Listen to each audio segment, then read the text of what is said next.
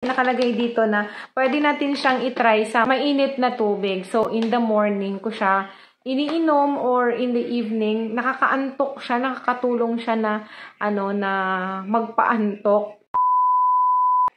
Hi! Welcome back to my channel with another video. And para sa video natin ngayong araw, ay gagawa natin ng update yung paggamit natin ng Tadan! Dear Face Beauty Milk Mango na merong premium Japanese sweet mango. So, na-take po natin to ng 10 days. So, per pouch po kasi na ganito is meron siyang 10 sachets and per day, isa po yung kinoconsume natin. So, before tayo mag-proceed sa ating video, of course, disclaimer lang po na we all have different type of skin and magkakaiba po yung ating experience sa isang product na ginagamit o tinatry natin. Mapatopical man yan or, ayan, orally.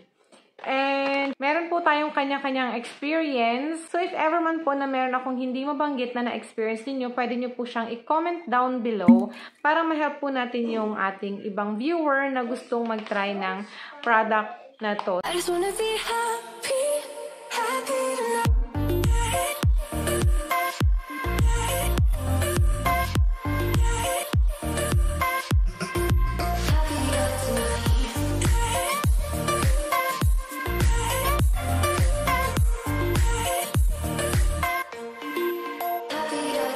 So, let's proceed doon sa kanyang,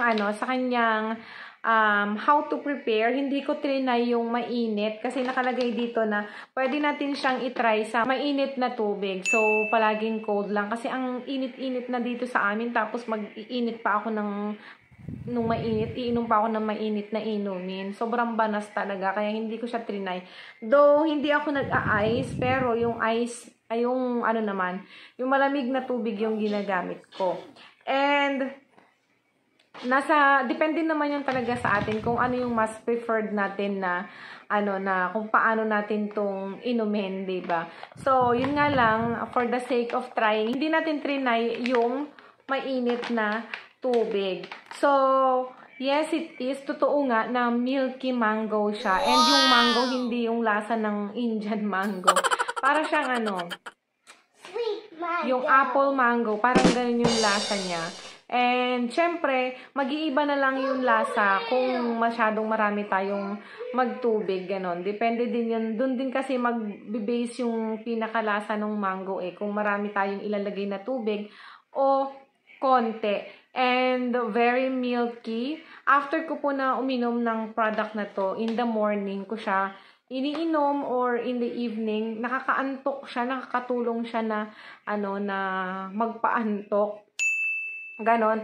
Kasi, ang ginagawa ko is nagko-crochet ako and then, after ko na uminom nito, parang inaantok ako and hindi ko mapigilan yung antok ko. So, ang gagawin ko na lang is matutulog na lang ako instead na tapusin yung ginagawa ko. Ganon. But, hindi naman yung as in pagka nakatulog tayo is dire-diretso na hindi tayo magigising. Ganon yung naging effect niya sa akin na naka-help siya na magpaantok.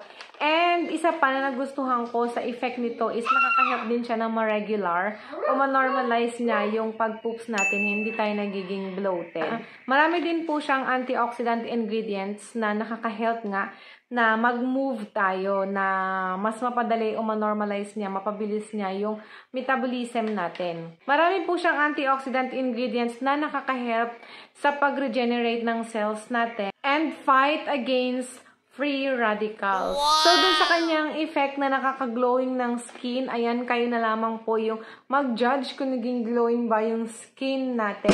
Isa pa palang muntik ko na makalimutan, isa din kasi to sa tinitignan ko na nakadagdag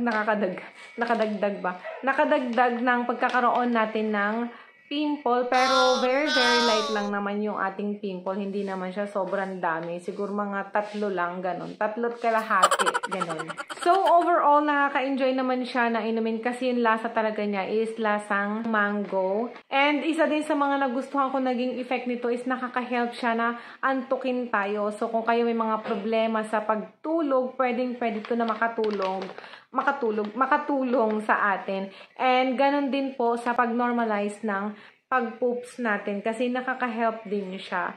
And yun din yung nagustuhan kong effect niya sa atin.